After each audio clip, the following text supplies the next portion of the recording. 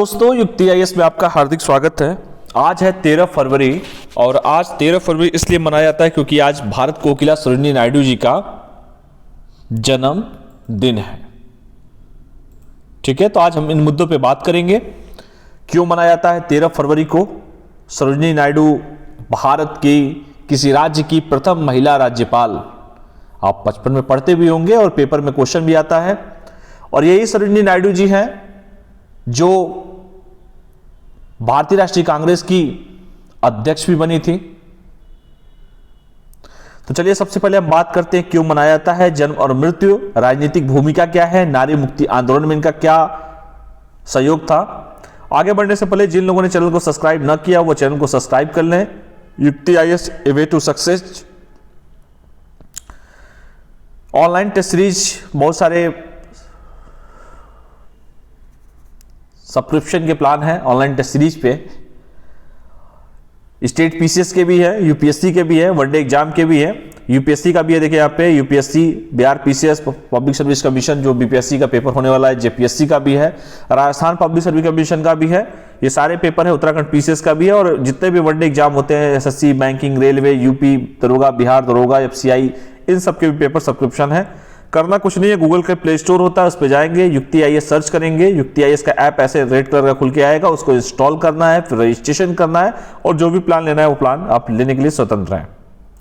ये बीपीएससी का मेंस का टेस्ट सीरीज चल रहा है, इसमें भी 100 क्वेश्चंस होंगे, ऑप्शनल के भी और जीएस के भी, फर्स्ट एंड सेकंड के भी। तो जिनको रजिस्ट्रेशन करना है ये रजिस्ट्रेशन कर सकते हैं अपना।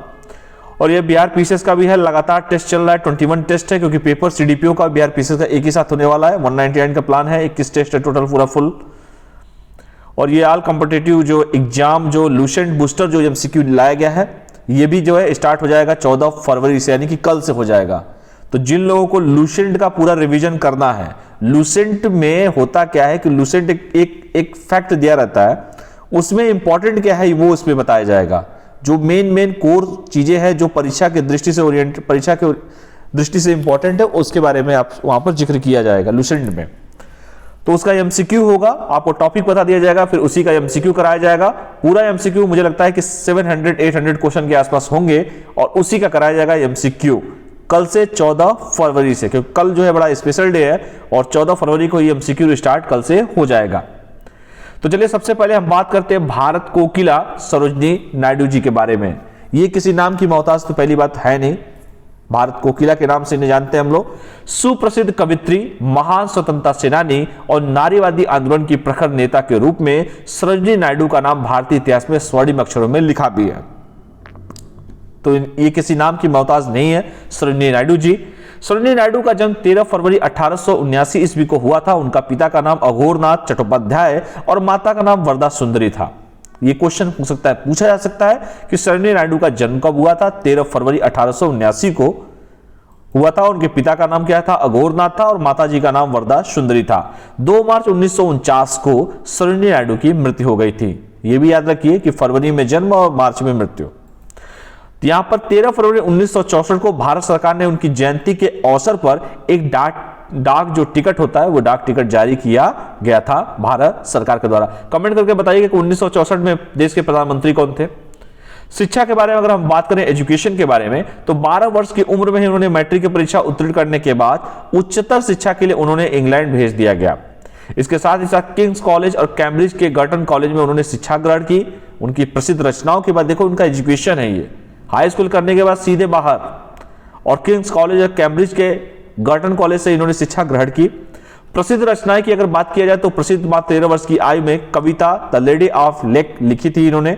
उनकी प्रसिद्ध रचनाओं में गोल्डन थ्रेशोल्ड, बहुत बार पूछा गया question, the bird of times, the broken wings, ये भी बहुत इंपॉर्टेंट है, ये बहुत क्वेश्चंस पूछे जाते हैं। नीलांबूर, ट्रेवल सॉन्ग इत्यादि इसमें शामिल है।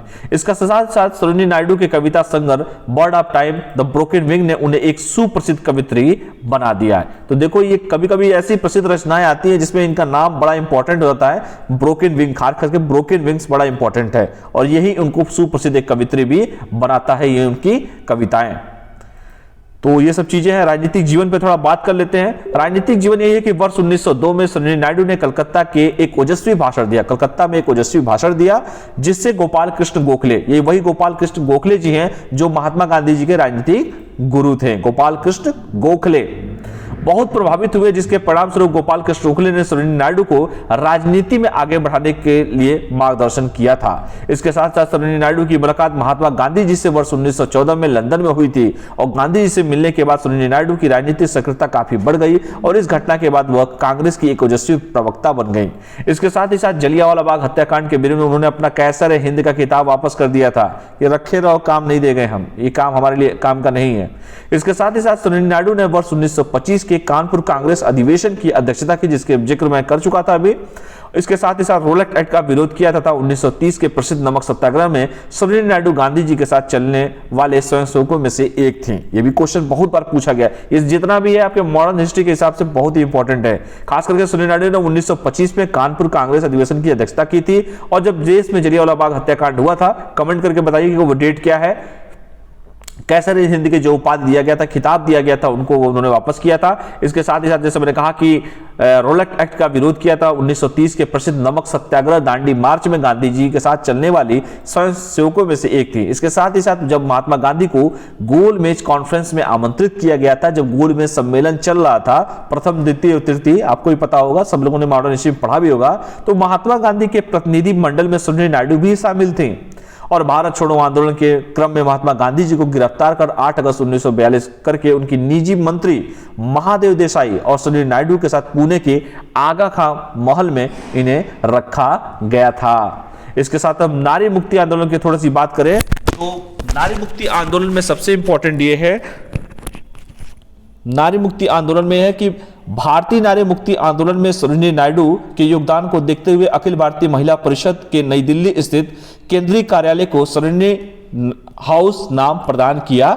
गया है। तो इनका मेन रोल था नारी मुक्ति आंदोलन में कि भारतीय नारी मुक्ति आंदोलन में सरोजिनी नायडू के योगदान को देखते हुए अखिल भारतीय महिला परिषद के नई दिल्ली स्थित केंद्रीय कार्यालय को सरोजिनी हाउस नाम प्रदान किया गया है। ठीक है, तो ये इनका व्यक्तिगत जीवन था सरोजिनी नायडू जी का।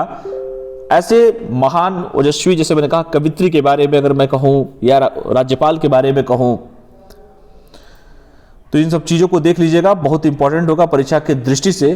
तो चलिए आज के लिए हम इतना ही करते हैं। सरोजिनी नायडू जो आज का टॉपिक था, भारत कोकिला सरोजिनी नायडू क्यों मनाया जाता है ये भी बताया, जन्म कब हुई, मृत्यु कब हुई, राजनीतिक भूमिका क्या था, नारी मुक्ति आंदोलन में इनकी क्या भूमिका थी, ये सब चीजों पर जिक्र किया गया है।